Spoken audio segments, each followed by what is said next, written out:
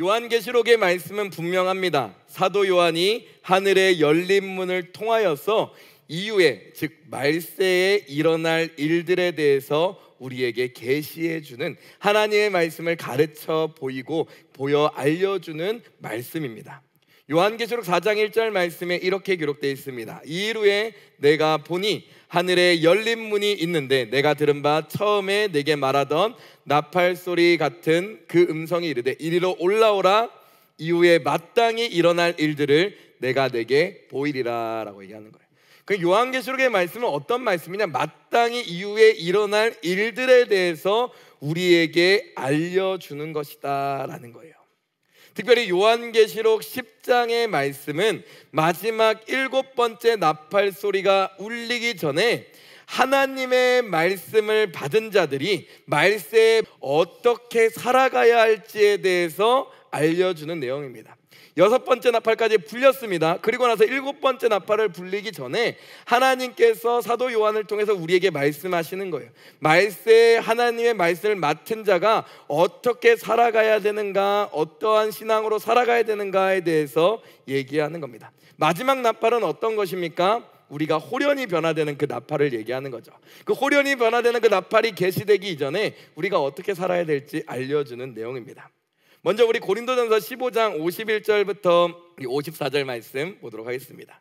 이 51절부터 54절 말씀 보면 마지막 나팔에 우리가 호련히 변화될 것에 대해서 예고하고 계시는 거죠. 요한계시록에 나타난 그 마지막 나팔이 이것을 예고하고 있는 것입니다. 고린도전서 15장 51절부터 54절까지 한번 같이 읽어보도록 하겠습니다. 같이 읽습니다. 보라, 내가 너희에게 비밀을 말하노니 우리가 다 잠잘 것이 아니요 마지막 나팔에 순식간에 호련히 다 변화되리니 나팔 소리가 나매 죽은 자들이 썩지 아니할 것으로 다시 살아나고 우리도 변화되리라. 이 썩을 것이 반드시 썩지 아니할 것을 입겠고 이 죽을 것이 죽지 아니함을 입으리로다. 이 썩을 것이 썩지 아니함을 입고 이 죽을 것이 죽지 아니함을 입을 때에는 사망을 삼키고 이기리라고 기록된 말씀이 이루어진다. 사실 우리의 소망이죠.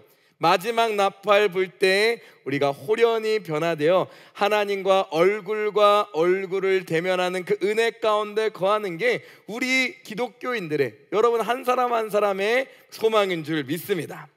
그러면서 이 마지막 나팔이 계시되기 전에, 정말 요한계시록 말씀 통해서 마지막 나팔이 계시되기 전에 하나님께서는 우리에게 당부의 말씀을 10장 말씀과 11장의 그 앞절의 말씀을 통하여서 우리에게 당부의 말씀을 주시는 내용이 요한계시록 10장의 말씀입니다. 그렇다면 우리 요한계시록 10장을 통해서 과연 하나님께서 정말 하이라이트인 그 마지막 나팔에 대해서 계시하기 전에 다시 한번 우리에게 상기시켜주고 다시 한번 가르치고 되새기라고 하시는 그 말씀이 무엇인지, 또 이 말씀을 통해서 우리에게 가르쳐주고 싶은 하나님의 뜻이 무엇인지 발견하는 은혜의 시간 되기를 소망합니다.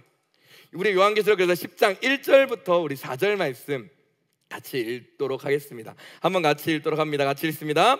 내가 또 보니 힘센 또 다른 천사가 구름을 입고 하늘에서 내려오는데 그 머리 위에 무지개가 있고 그 얼굴은 해 같고 그 말은 불기둥 같으며 그 손에는 펴놓인 작은 두루마리를 들고 그 오른발은 바다를 밟고 왼발은 땅을 밟고 사자가 부르짖는 것 같이 큰 소리로 외치니 그가 외칠 때 7 우레가 그 소리를 내어 말하더라. 7 우레가 말을 할 때 내가 기록하려고 하다가 곧 들으니 하늘에서 소리가 나서 말하기를 7 우레가 말하는 것을 임봉하고 기록하지 말라 하더라 라고 얘기합니다. 이 말씀 보면 우리가 잘 보셔야 돼요. 이 말씀, 하나님께서 사도 요한에게 또 다른 계시의 말씀을 보여줍니다. 그래서 또 다른 어떤 힘센 천사의 큰 위엄의 모습을 보여주고 있어요. 근데 1절 2절 말씀 보면 그 머리에는 무지개가 있고 그 얼굴은 해 같고 그 발은 불기둥 같고 그 손에 놓인 작은 두루마리 들고 오른발은 바다 왼발은 땅을 밟고 사자가 부르짖는 것 같이 큰 소리로 외치며 그 외칠 때 7 우레가 그 소리를 말하더라 라고 표현되어 있어요. 그런데 우리가 이 천사, 말하는 천사의 너무나 그 위엄스러운 모습에 매료가 되게 되면 이거에 집중하게 됩니다. 근데 성경 말씀은 이거를 얘기하는 게 아니에요. 중요한 것은 그 다음 절 말씀입니다. 4절 말씀 다시 한번 읽어보도록 하겠습니다. 같이 읽습니다. 일곱 우레가 말을 할 때 내가 기록하려고 하다가 곧 들으니 하늘에서 소리가 나서 말하기를 일곱 우레가 말한 것을 임봉하고 기록하지 말라. 사실 하나님께서 이 계시의 말씀으로 보여준 것은 위험찬 천사가 선포하는 그 우레 같은 소리가 중요한 게 아닙니다. 소리와 그 천사의 매료가 되게 되면 중요한 것을 놓치게 되는 거예요. 메시지를 놓치게 되는 거예요. 하나님께서 이 천사의 일곱 우레 같은 그 위험찬 소리를 통해서 하나님께서 말씀하시는 것은 무엇이냐? 이 하늘에서 나는 소리가 나서 말하기를 이 일곱 우레가 말한 것을 그 천사에게 임봉하고 뭐하라? 기록하지 말라라는 거예요. 즉 이를 통해서 하나님께서 보여주시는 것은 무엇이냐? 말세에 여러 가지 계시들이 있는데 하나님께서 임봉하고 계시는 계시의 말씀들이 있다라는 사실을 분명하게 보여준다라는 거예요. 하나님께서는 그 임봉하신 말씀이 분명하게 존재한다라는 거예요. 하나님께서 임봉하셨기 때문에 이것을 열 자가 있습니까? 없습니까? 없다라는 거예요. 하나님의 말씀이 하나님께서 임봉하셨기에 하나님이 열어주기 전까지 이 말씀이 열리지 않고 그것이 우리에게 가르쳐 보여지지 않는다라는 사실을 분명하게 얘기하고 있다라는 거예요. 이에 대해서 모세도 어떤 이 하나님 말씀에 대해서 얘기합니다. 우리 신명기 29장 29절 말씀 한번 같이 보도록 할게요. 감추어진 일은 우리 하나님 여호와께 속하였거니와 나타난 일은 영원히 우리와 우리 자손에게 속하였나니 이는 우리에게 이 율법의 모든 말씀을 행하게 하심이라라는 거예요. 즉 하나님께서 우리에게 계시의 비밀들을 보여주시지만 하나님 안에는 분명히 감추어진 것이 있고 감추지 않고 우리에게 보여주시는 말씀이 있다라는 거예요. 요한계시록의 말씀, 여기서 천사가 일곱 우레를 통하여서 하시는 말씀은 그 계시의 말씀은 뭐하였다라는 거예요? 임봉하여졌다라고 얘기합니다. 즉 하나님께서 우리에게 감추어 주신 이 계시와 예언의 말씀 중에서는 비밀의 말씀들이 있다라는 사실을 우리는 인지해라라는 거예요. 이것이 사실 요한계시록을 해석할 때 정말 중요한 우리의 태도, 하나님의 말씀입니다. 이따가 말씀에 인용할 것이지만 사사로이 풀면 안 되는 거예요. 사사로이. 그러면서 조심스럽게 하나님께서 보여주시는 그것들을 차근차근 풀어야 된다라는 것을 성경이 보여주고 있는 것입니다. 우리는 이를 통하여서 말세에는 아직 우리가 알지 못하고 또 열리지 않고 우리가 깨닫지 못하는 일들과 어떠한 계시들이 있다는 사실을 분명하게 인지해야 된다라는 거예요.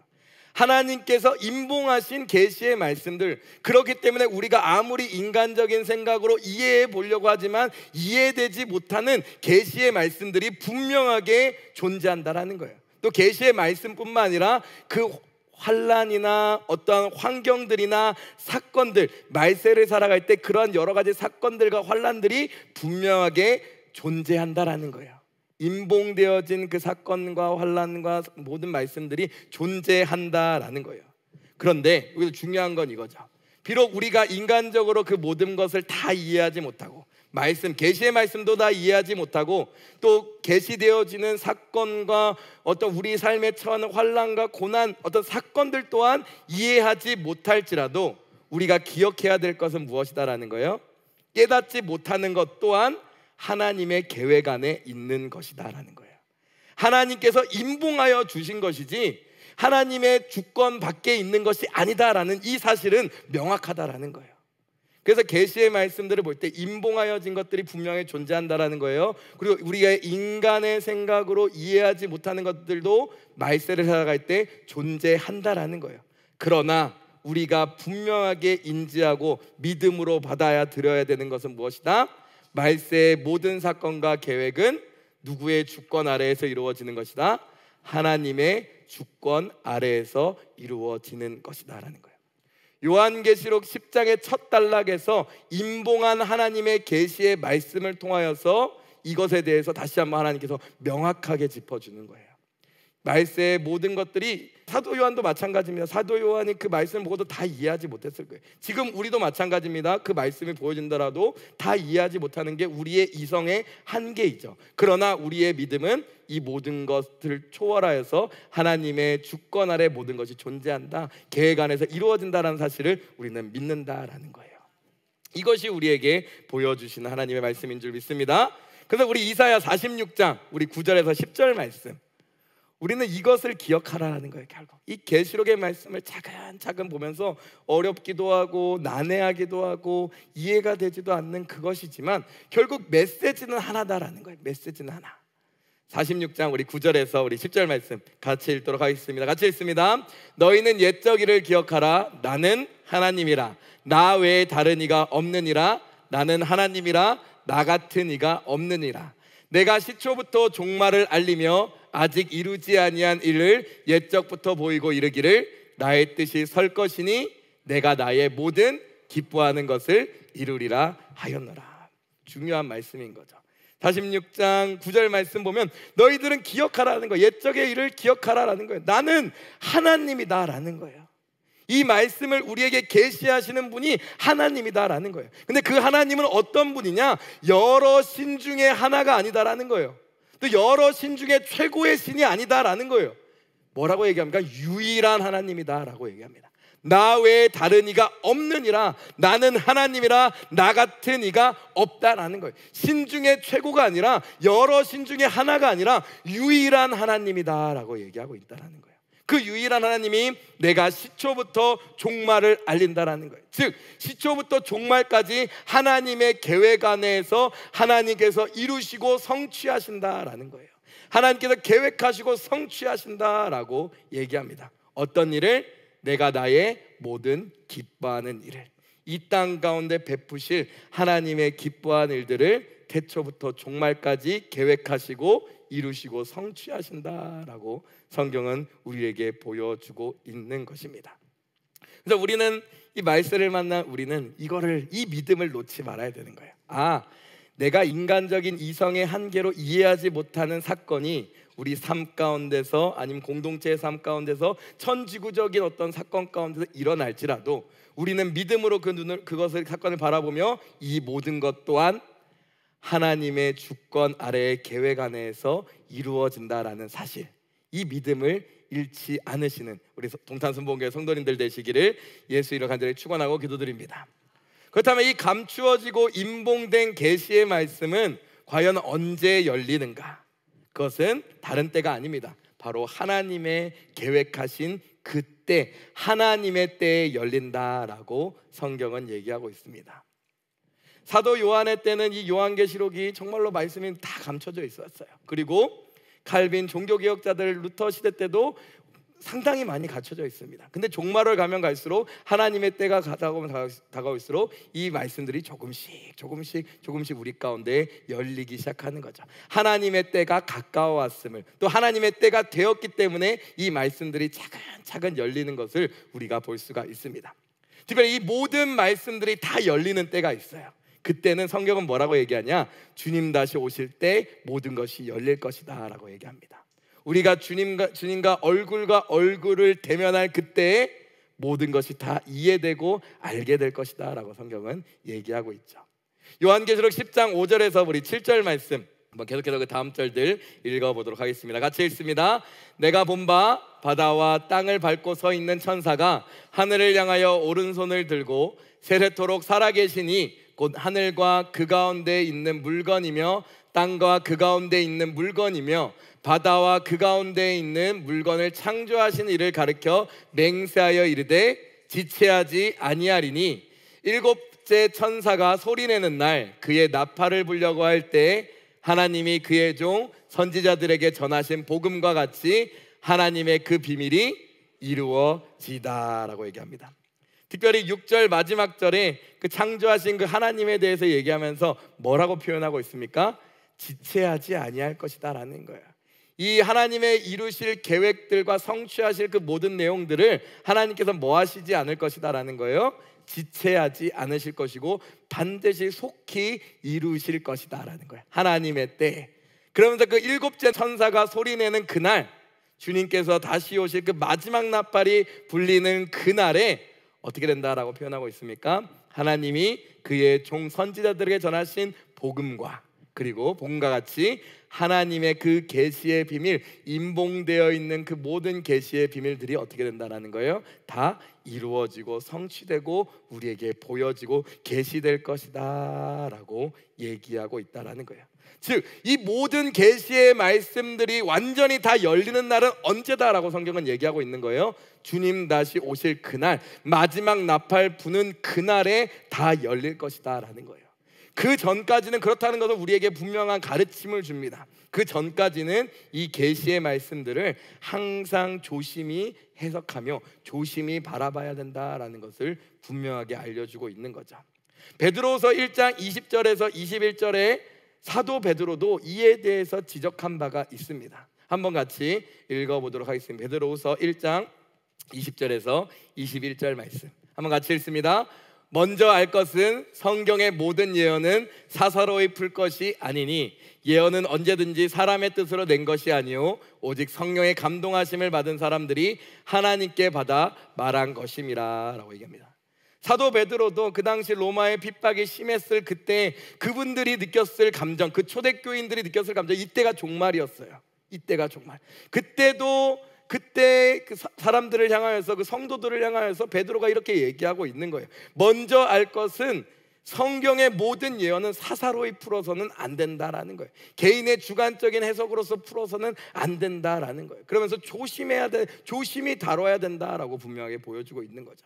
그래서 예언이란 것은 언제든지 사람의 뜻으로 낸 것이 아니요 오직 성령의 감동하심을 받은 사람들이 하나님께 말한 것이기 때문에 하나님께서 보여주실 그때에 그 계시의 비밀들이 열려주실 그때에 하는 것이지 열리지도 않았는데 얘기하는 것은, 해석하는 것은 조심해야 된다라고 베드로 또한 얘기하고 있는 것입니다.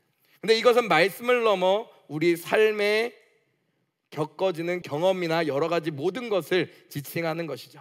중요한 것은 분명하게 아까도 지적했듯이 말세를 살아갈 때 우리가 이해하지 못하고 해석되어지지 아니하는 그 계시의 말씀들 뿐만 아니라 상황과 환경을 만나기도 합니다. 그러나 그럴지라도 우리에게 주어지는 것, 우리가 지켜야 되고 우리가 붙잡아야 될 그 믿음은 무엇이다? 하나님을 신뢰하고 하나님의 그 모든 계획과 하나님의 모든 인도하신 가운데서 말세의 모든 일들이 일어난다는 사실을 붙잡고 믿음으로 나아가야 된다라는 거예요. 그래서 계시의 그 모든 말씀들은 결국에 주님 다시 오실 그날에 다 성취가 될 것이고 그때까지는 그 계시의 말씀들을 조심스럽게 다루면서 오로지 믿음으로 나아가야 된다라는 거예요.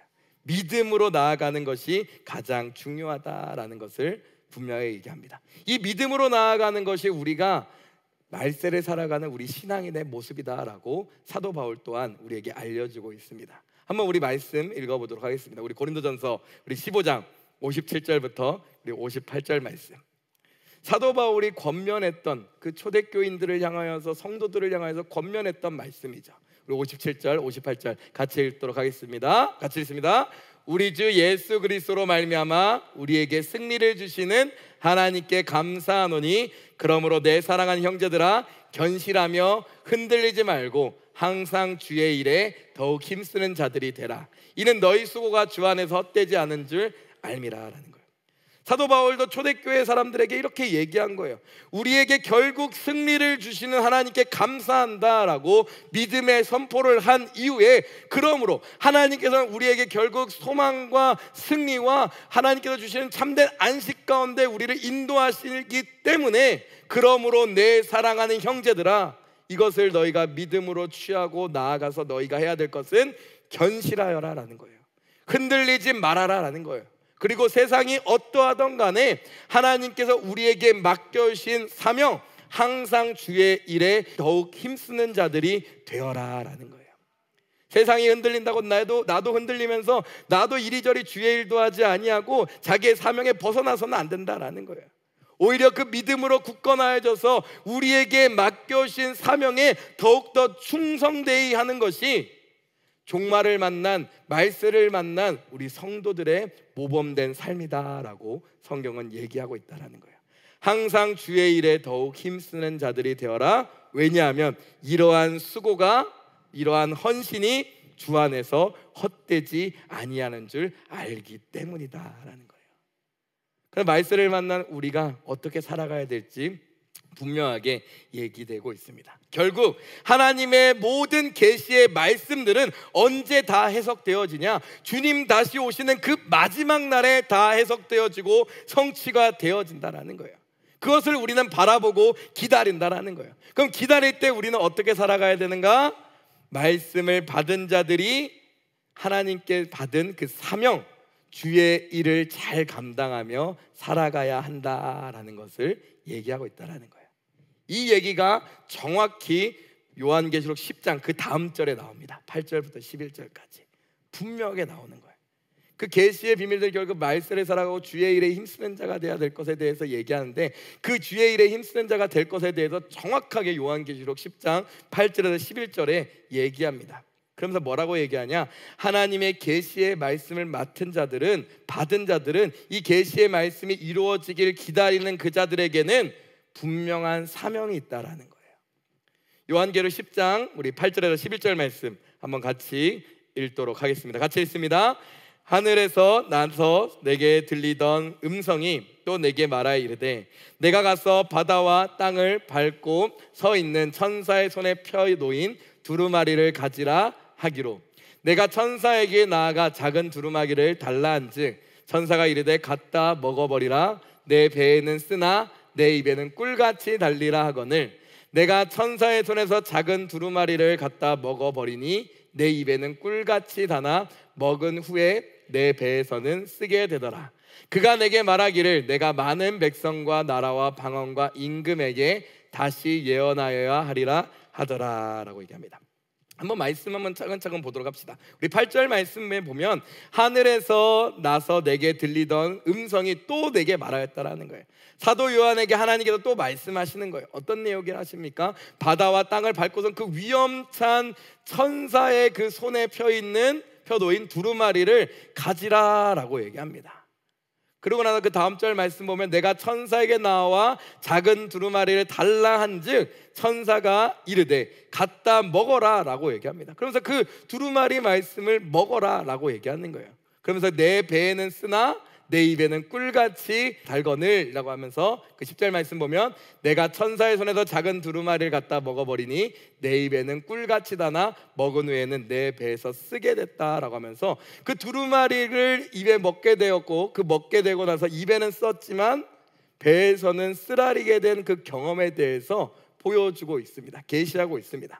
사실 이 요한계시록에 나온 이 말씀과 정말로 비슷한 말씀이 구약에도 나옵니다. 우리 에스겔 말씀 한번 찾아보도록 할까요?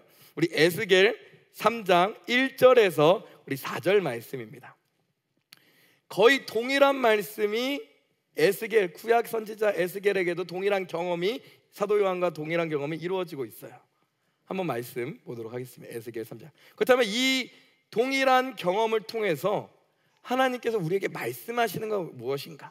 사실 두루마리를 먹었다, 근데 입에서 달고 배에서 썼다, 이게 중요한 게 아닙니다. 사실 더 중요한 건 이것을 통해서 하나님께서 결과적으로 얘기하고자 하는 것이 무엇인지 우리는 발견하셔야 되는 거예요. 에스겔 3장 1절에서 4절 말씀 한번 말씀 같이 읽도록 하겠습니다. 같이 읽습니다. 또 그가 내게 이르시되 인자야 너는 발견한 것을 먹어라. 너는 이 두루마기를 먹고 가서 이스라엘 족속에게 말하라 하시기로 내가 입을 벌리니 그가 그 두루마리를 내게 먹이시며 내게 이르시되 인자야 내가 내게 주는 이 두루마리를 내 배에 넣으며 내 창자에 채우라 하시기에 내가 먹으니 그것이 내 입에서 달기가 꿀 같더라. 그가 또 내게 이르시되 인자야 이스라엘 족속에 가서 내 말로 그들에게 고하라라는 거예요. 이 두 이야기에서 하나님께서 말씀을 먹이시는 것, 그 두루마기를 먹이시는 어떤 그 경험은 동일합니다.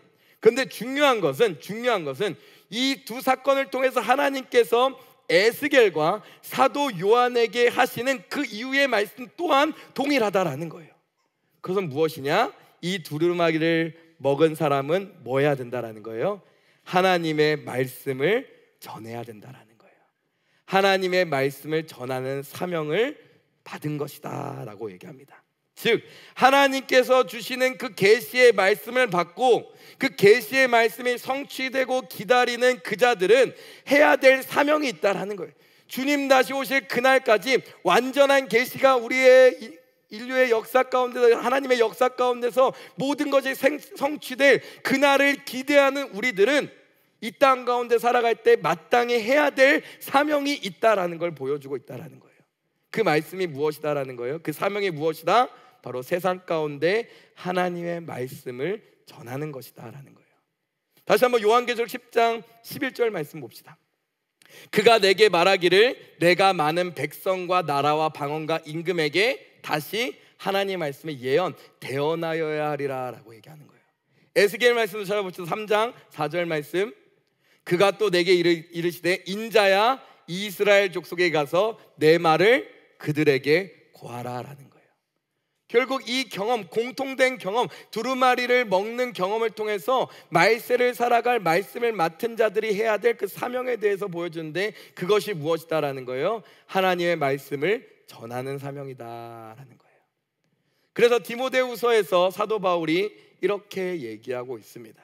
디모데후서 4장 1절에서 우리 5절 말씀 한번 같이 읽도록 하겠습니다. 같이 읽습니다. 하나님 앞과 살아있는 자와 죽은 자를 심판하실 그리스도 예수 앞에서 그가 나타나실 것과 그의 나라를 두고 엄히 명하노니 너는 말씀을 전파하라.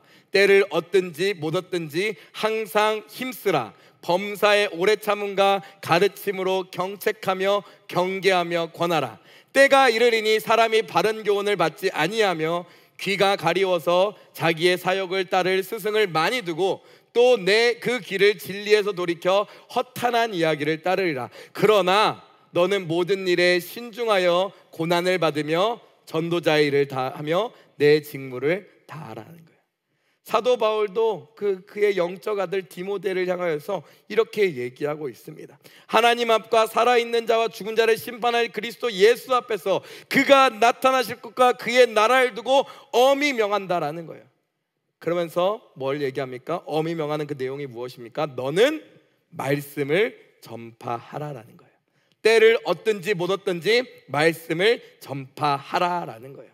말세에 수많은 사람들이 바른 교훈을 받지 아니하고 귀가 가리어져 자기의 사욕을 따를 스승을 많이 두고 진리에서 떠나 허탄한 이야기 가운데 쫓을지라도 너가 해야 될 것은 무엇이다라는 거예요. 5절에 너는 모든 일에 신중하며 고난을 받으며 전도자의 일을 하며 너의 직무에 하나님께서 맡겨주신 복음 전하는 말씀 전하는 하나님의 말씀을 대언하는 그 사명의 직무에 충성을 다하라라고 얘기합니다.